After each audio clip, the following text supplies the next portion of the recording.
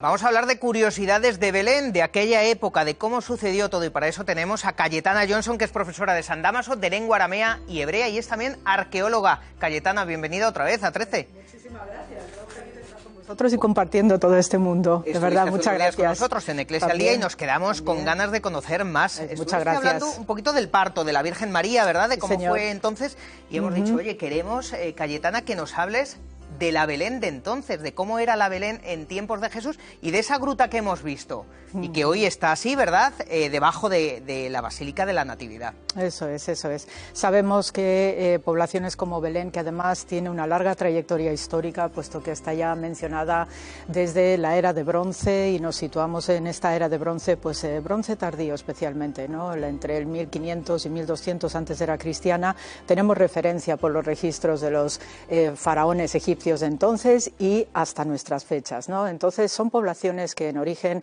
son muy chiquitillas. El tamaño auténtico de ese Belén bíblico pues no debía ser ni la cuarta parte de un campo de fútbol, por dar unas referencias, pero sí sabemos unas costumbres que las observamos igualmente en otras partes del país, como Nazaret, que también coincide la forma de vida de cuevas, ¿no?, que hay en el norte, pues igualmente en Belén. Estas viviendas troglodíticas son uno de los frecuentes formas, ¿no?, de vida que suele tener la gente de labranza, porque precisamente las cuevas, pues por la inercia térmica que suelen existir, pues nos da fresquito en el verano, calor en el invierno, y allí es muy habitual en este tipo de costumbre troglodítica de vivir pues tanto los humanos con sus animales estabulados igualmente. Es decir, que lo que estamos viendo ahora en estos momentos, esa gruta de la Natividad, que es muy pequeñita, quien entre, ¿verdad?, hay que entrar así, agachándose un poquito, siempre, como digo, hay mucha gente. Hay otra parte que es la parte ortodoxa, que está justo enfrente de eso que hemos visto, ¿verdad? Si no está me compartido. Equivoco, que está compartido. Ya saben ustedes que allí pasan en Tierra Santa estas cosas, en el Santo Sepulcro, aquí también. Por ejemplo, es la cueva donde la Virgen María dio a luz a Jesús. Se ha investigado mucho sobre eso y enseguida quiero que me hables también del campo de los pastores, porque claro, hablamos de los pastorcitos, pero es que hay un campo, que es el campo de los pastores, donde se sabe que estaban allí los pastores, no solo estos, que era algo habitual de la época, ¿no? Sí, de nuevo insisto, ¿no?, y siempre es algo que se me suele escuchar, la cabezonería de los peregrinos, los relatos insistentes, ¿no?, de todos los fieles anónimos, que después estos relatos de peregrinos ponen por escrito, ¿no?, o por lo menos nos deja leer, pues nos confirma de manera insistente que esa es la probable localización del nacimiento de Jesús, y las veneraciones dicen también mucho más. Entonces, tenemos un itinerario que podemos rastrear perfectamente, y sobre todo gracias al Protoevangelio de Santiago, y traigo aquí esta edición muy buena de la Fundación San Justino de la Universidad de San Dámaso, que tiene un buen aparato crítico y nos ayuda a ver detalles, además de lo que se nos narra el Evangelio canónico, pues cómo era ese descenso desde Nazaret a Belén de la Sagrada Familia, y luego qué se van a encontrar en Belén. Entonces hay una tipología de ciudad muy familiar para ellos, puesto que vienen de Nazaret viviendo con esta tipología de casa-cueva, donde ahí coexistían todos, y también con instalaciones de baños rituales judíos. También tenían sus lugares similares a una sinagoga donde poder hacer sus liturgias. Pues esa familiaridad es la que se van a encontrar en Belén cuando tienen que hacer este censo famoso impuesto por los romanos. Entonces, en eso, en los relatos de peregrinos son insistentes, además de acontecimientos históricos de primera magnitud, como fue la famosa guerra de Bar Kokhba de los años 132 y 135 bajo el emperador romano Adriano, que fue la causante, la derrota de esta guerra de Bar Kokhba, el último intento, ¿no?, de Israel de recuperar la nación, la tierra, expulsando a los romanos, como hicieron también en el pasado con la revuelta macabea, expulsando a los griegos. Pues fracasó esta guerra, y sabemos que el emperador Adriano pues hizo dos grandes intervenciones, una en el Gólgota, levantando un templo a Venus donde se recuerda, ¿no?, esta crucifixión de Jesús de Nazaret, y en Belén levanta sobre la gruta de la Natividad un bosque de Tamuz Adonis, una antiquísima divinidad pagana, que ya la conocemos bien por la religión cananea, una divinidad agrícola, pastoral, y no es casualidad que el emperador Adriano levantase este bosque de Tamuz Adonis en este lugar y no otro, porque sabía que ya había proto-veneraciones en este sitio. Y por tanto lo que hago es crear un damnatio, que llamamos así técnicamente, pues para impedir veneraciones de cualquier tipo. Y además emitió un edicto prohibiendo categóricamente cualquier manifestación a judíos y a aquellos judíos seguidores de Jesús de actuar a lo largo y ancho del país. Es decir, que él supo que allí se celebraba algo, que había unos llamados cristianos que se reunían, veneraban algo, sabían que ahí pasó algo y dijo, esto lo cierro, construyo otra cosa a uno de los dioses a los que yo adoro y los cristianos a ver si desaparecen, ¿no? Y entonces como se lo interpretó como un foco también de revuelta social, agitación, dice, pues para evitar cualquier conflicto, pues esto lo cancelo y los echo a todos. Bueno, pues tenemos ahí la Basílica de la Natividad, que es, como decimos, muy visitada, claro, es de los lugares santos allí de Tierra Santa, que hoy está vacía. Hoy está prácticamente vacía, Cayetana. Claro, ¿qué piensas, por ejemplo, cuando dices, oye, es que este sitio en el que habrás estado muchísimas veces, todos los años vas, prácticamente, ¿verdad? Todos los veranos, nos contabas el otro día, ¿qué es lo que se te pasa por la cabeza al pensar que está vacío? Sí, yo en Israel he vivido intifadas, he vivido 2 guerras y esto pues no es nuevo, pero es tremendamente doloroso, ¿no? Porque los lugares santos pues son muy especiales los 365 días del año y saber ahora que está aquello solo, está desangelado, pues también interpretándolo desde un punto de vista simbólico, es también la misma soledad de la Sagrada Familia, porque llegó sola, llegó cuidándose mucho, ¿no? De que lo que llevaba María en su seno era, ¿no? Alguien tan excepcional, pues también vivieron esa soledad. Y aquí, pues cuando uno lee el protoevangelio de Santiago, cómo es ese descenso desde Nazaret a Belén, pues hay determinados hitos en el camino, cómo María se siente indispuesta porque ya viene, ¿no? Con ese niño que ya, como que ya quiere salir.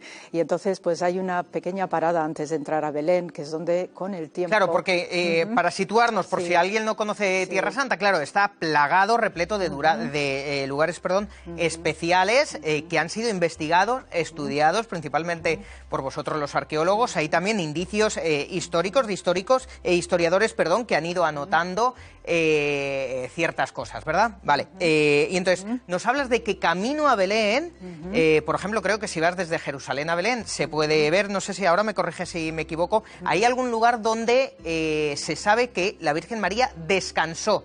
Una especie de campo, algo así, ¿verdad? Que cada vez no era muy conocido, hasta hace poco tiempo, pocos años, y se está un poco poniendo en ese itinerario de peregrinaciones, ¿no? Para que la gente lo sepa. Sí, sí, señor, y de hecho, pues gracias a estos hallazgos arqueológicos, que precisamente la carretera de Hebrón, que está totalmente pavimentada, asfaltada, ¿no? Y se puede transitar perfectamente, y es por donde vamos habitualmente a Belén, con los autobuses o los coches, pues precisamente haciendo un mantenimiento, las autoridades israelíes pues descubrieron una estructura octogonal del siglo V que desde luego fue el primer chivato de una arquitectura paleocristiana y que coincide con lo que leemos, no solamente en las descripciones de los relatos de peregrinos, sino también que coincide con lo que se nos narra en este protoevangelio de Santiago acerca de esta primera parada antes de entrar a Belén de la Virgen María, San José, y para reposar, para tomar agua también, porque hay un pozo cercano, una cisterna, que era de las tantas cisternas que hay alrededor de Jerusalén para suministrar agua a la ciudad. Y entonces hay también una tradición muy bonita con esta cisterna que conecta con los Reyes Magos, que comentaremos un poquito más adelante contigo. Pero el caso es que hay este punto que conocemos con el nombre de Catisma. Entonces ahí las autoridades israelíes lo que hicieron fue desviar este mantenimiento de la carretera de Hebrón para exponer este lugar, ¿no? Y solamente vemos la planta octogonal, hay restos de mosaicos también que se han descubierto espectaculares, ¿no? Y además con la típica estética, ¿no?, bizantina de entonces. Y además sabemos de este lugar que fue encargado construir por una viuda rica llamada Ikelia en el siglo V. Entonces, pues esto también dice mucho, ¿no?, de estas mujeres, ¿no?, matronas, y en estas veneraciones propios, ¿no?, de una peregrinación femenina que había en Tierra Santa, que eso daría también para otro programa, Álvaro, pues sabemos que esta señora hizo una donación importante económica para levantar esta iglesita, ¿no? Y allí pues se junta esta tradición, esta veneración preciosa, que cuando uno ve la foto aérea María, pues sí se ve toda la estructura, y ahora pues bueno, forma parte o se quiere integrar en un proyecto de peregrinación cristiana a lo largo y ancho del país de Israel, ¿no? Que esto ya conforme ya se vayan consolidando los yacimientos, pues van a hacerse unos itinerarios preciosos y espectaculares. El campo de los pastores, hablábamos antes, es que existe, está allí, se puede visitar, de hecho, ¿verdad? Sí, claro que sí. hay. ¿Y por qué se sabe que ahí están los pastores? Sí, porque además tenemos muy cerca, y lo menciona el Evangelio, la Torre de los Pastores, ¿no? Y entonces este sitio en concreto lo conocemos con el nombre de Migdal Eder, que es una antiquísima torre donde pastoreaban expresamente sacerdotes levitas. Y digo bien sacerdotes levitas, que eran pues unos todoterrenos para todo en el templo de Jerusalén, porque lo que pastoreaban estos levitas en esta torre llamada Migdal Eder del campo de los pastores, pues eran los corderos que ritualmente se llevaban al templo de Jerusalén para su sacrificio. Y todo esto lo tenemos muy bien pautado en el Talmud, en el Tratado Sota. Entonces, los pastores de la región, porque es una zona de labranza, lo que hacían era llevar estos corderos, ¿no?, impecables, que no tenían manchas, no tenían hueso roto, eran puros, se los llevaban a estos levitas en la torre Migdal Eder, y entonces allí pues los cubrían con vendas que procedían de las vestiduras o las vestimentas sacerdotales levíticas que habían quedado en desuso. Entonces, como lo sagrado no se tira a cualquier contenedor de basura, hay que mantenerlo siempre en circulación, pues envolvían a estos corderillos con esas tiras y los ponían en unos comederos de piedra, que era es la costumbre de dar de comer y de beber a los animalitos estabulados. Y entonces, en el momento que tú ponías al corderito envuelto en esas tiras sacerdotales, en estos comederos de piedra, era una forma también de purificación ritual, porque la piedra es un elemento de purificación ritual, y por eso hay estas viviendas de tipo troglodítico, y no es casualidad que el niño Jesús naciera en una cueva, por todo este discurso simbólico alrededor de la purificación judía. Y a partir de ahí se les llevaba los corderitos al templo de Jerusalén para ser sacrificados, especialmente en la Pascua judía. Entonces, claro, reciben el aviso de lo alto, ¿no?, a los pastores, id a ver lo que ha nacido, y se van al la gruta de la Natividad, y ven a este bebé Jesús envuelto en pañales en uno de estos comederos, ¿no?, y envueltico cuidadosamente. Ellos hicieron inmediatamente la conexión con lo que es el símbolo del Cordero Pascual de esa torre de los pastores de Migdal Eder, junto con este niño tan especial que había nacido en esa gruta. Inmediatamente lo enlazaron con el tema mesiánico, especialmente. Entonces, claro, hay todo un discurso simbólico maravilloso desde el punto de vista de la lectura judía de este acontecimiento, que nos enriquece, y además es testimonial también. Claro, es que, para conocer el catolicismo, lo que celebramos, lo que vivimos, tenemos que conocer esas raíces judías, las tradiciones, las festividades, como celebraban. Entonces, mencionabas a los Reyes Magos, pero te voy a pedir, porque nos quedan unos 5 minutillos, un poco que nos hables de ese parto de la Virgen María otra vez, en ese lugar, en esa cueva, según la tradición judía, supongo también, ¿verdad? Y luego sobre los Reyes Magos, estos tres seres, tres personas misteriosas. Muy especiales, sí. Y bueno, pues el parto de una mujer, pues ya sabemos que es algo especial, es algo extraordinario, es una experiencia también emocional de alto nivel, y los hombres lo viven igual, los maridos, y porque forman parte obviamente de esta situación. Ellos esperan fuera, y es el ambiente donde está pariendo una mujer judía, en este caso, pues es estrictamente femenino, y le acompañan obviamente comadronas, etcétera, ¿no? Todo lo que sea menester pues para el tratamiento adecuado y asistir a la madre, especialmente, y también particularmente ver que no le suceda nada a la madre, porque también puede haber complicaciones en el parto.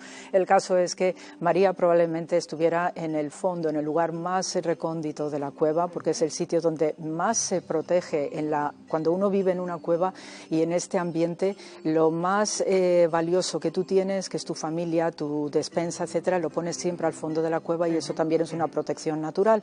Entonces ella probablemente parió en este sitio más recóndito, mientras su marido estaría en la sinagoga, estaría rezando toda una caterva de salmos espectaculares, ¿no? Pues eso, el 20, el 21, 22, 23, luego empieza... ¿Qué es lo que hacen según la tradición? El otro día nos lo contabas en Eclesia del Día, ¿no? Y tienes una hilera de salmos que reza pues para que vaya todo bien, ¿no?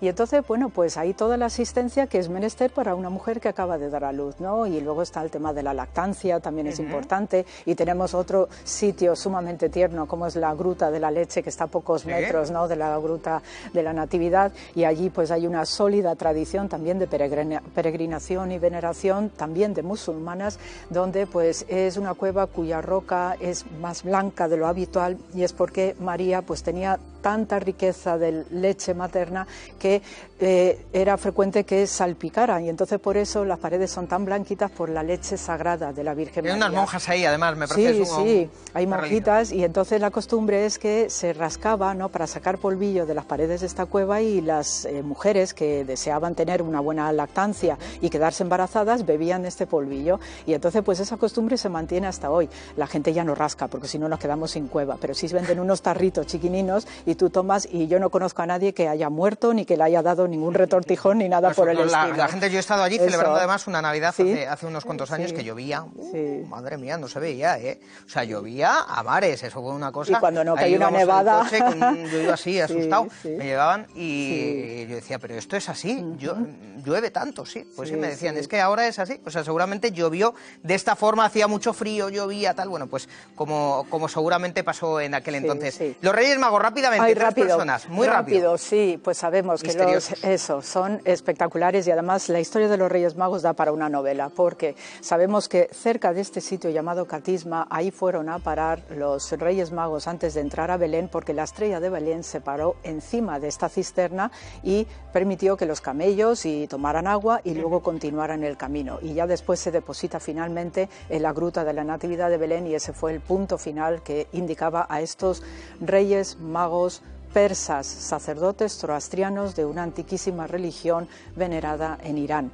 Y el relato de los Reyes Magos, que además tiene su capilla correspondiente dentro de la Gruta de la Natividad, también la podemos rastrear a partir de la intervención de Santa Elena en Tierra Santa, que encontró los huesos de los Reyes Magos allí en el antiguo Irán, se los lleva a Constantinopla, luego Constantino el Grande lleva los huesos de los Reyes Magos a Milán, una vez que ya ha conquistado Milán y además establece una sede episcopal, y entonces con el tiempo, en el siglo XII, Federico Barbarroja se lleva esos restos, y ese es el motivo por el cual tenemos los huesos de los Reyes Magos en Colonia, en la catedral, en Alemania. Que es inmensa y es espectacular. Eso es, también. Y entonces es un relato de verdad extraordinario, más las historias de Marco Polo, que también vio las tumbas de los Reyes Magos en Sabé, en Irán. Entonces tenemos muchas. Madre mía, pero Cayetana, fíjate que afortunadamente los Reyes Magos van a llegar en unos días. Yo estoy deseando, yo he escrito también la carta, seguro de los que alguno de los que nos está viendo también. Carlos de Arteaga, que está por aquí, me dice, yo también la he escrito.